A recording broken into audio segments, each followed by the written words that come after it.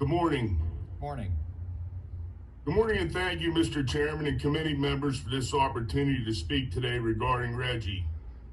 This decision by Governor Wolf through an executive order will all but crush Pennsylvania as a leader of electricity generation. Our coal-fired power plants and older gas plants will lose their ability to compete with West Virginia and Ohio, which will not join Reggie and avoid being faced with a carbon tax. As a result of this decision, our plants will abruptly close and new power generation growth will happen in West Virginia and Ohio, costing us thousands of good-paying blue-collar jobs. School districts will close and communities will feel the effects of this decision for many years, on top of the COVID-19 pandemic we currently face, a fact that Governor Wolf has not disputed in any way. Coal and gas industry leaders, plant owners, labor unions, state building trades councils, including Pennsylvania Building Trades President Frank Sirianni, Pennsylvania AFL-CIO President Rick Bloomingdale, Pittsburgh Building Trades Business Manager Tom Melcher, and many more of us have joined a coalition called Power PA Jobs Alliance in an effort to stop Reggie. This should raise a red flag to this committee that so many competent men and women dispute any reward Reggie has to offer.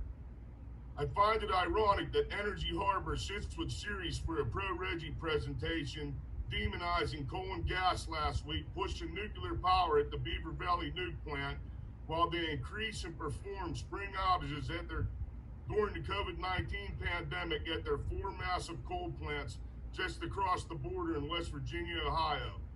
My business manager, John Hughes, and our membership are appalled by this action, especially after 2 of our members tragically lost their lives 3 years ago at Energy Harbor's now closed Bruce Mansfield coal plant in Pennsylvania. 22 miles away from Energy Harbor, Stratton, Ohio's coal plant, where Local 154 just completed a 12-week spring outage during COVID-19 again. Talk about playing both sides of the fence, or should I say both sides of the border. This is a sham. Local 154 just completed another 10-week outage this spring across the border in Brilliant, Ohio, again during the COVID-19 pandemic. And now AEP, which owns Brilliant, will now invest another $50 million in a dry ash system, building new silos and bag houses on all 3 coal-fired units this July. Pennsylvania's 3 big coal plants, Homer City, Keystone, and Conemaugh, completed 0 spring outages. If this doesn't explain why West Virginia and Ohio doesn't join Reggie, I don't know what will.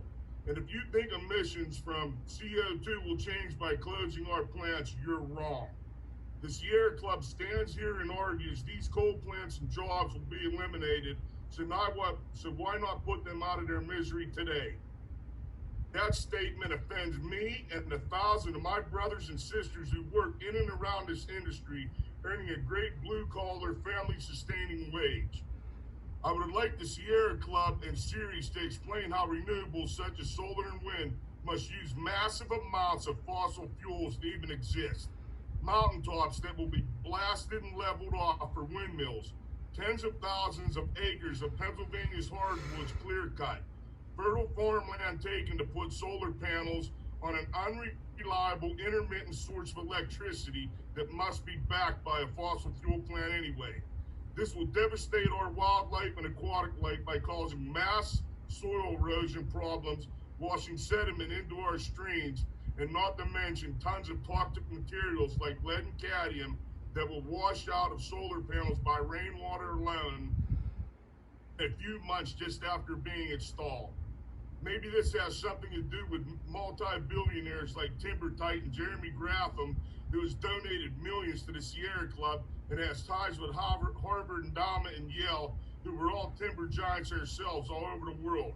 How about the so-called renewable industry called biomass that depends on U.S. timber to help fuel biomass in Europe and the biomass plants in the New England Reggie states like McNeil Biomass Power Plant in Vermont that burns 400,000 tons of wood per year. That's 30 cords per hour.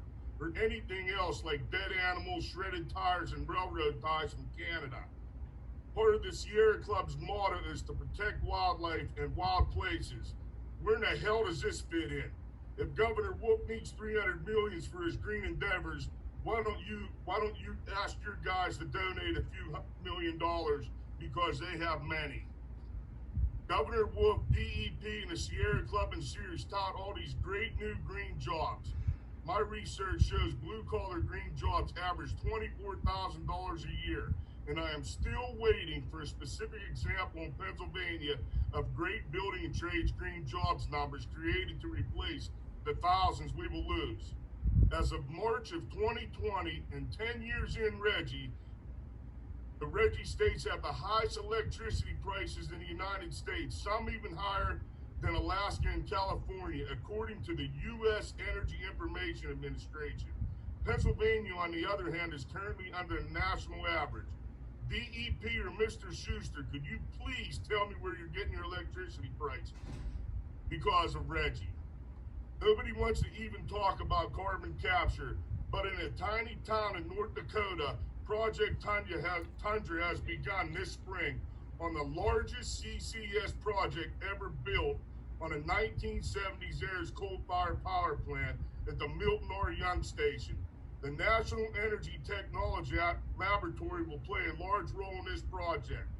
Metal is located right here in Pittsburgh, Pennsylvania. This should be us, not North Dakota. Governor Wolf has stated he will show compassion to everyone affected by Reggie, offering 6 months of unemployment and retraining the workforce. Now let me explain training and a good workforce.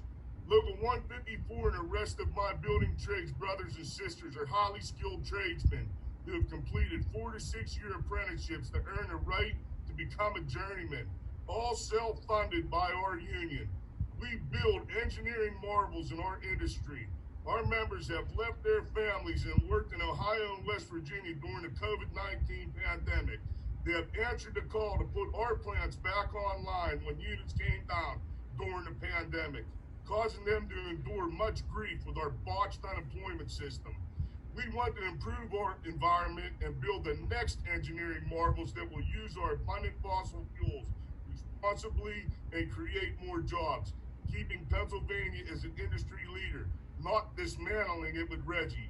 In closing, I urge all of you and your Senate colleagues to support Senate Bill 950 or House Bill 2025 or any other effort to prevent Governor Wolf or any other Pennsylvania governor, Republican or Democrat, from unilaterally mandating a carbon tax such as Reggie without the express authorization from the General Assembly.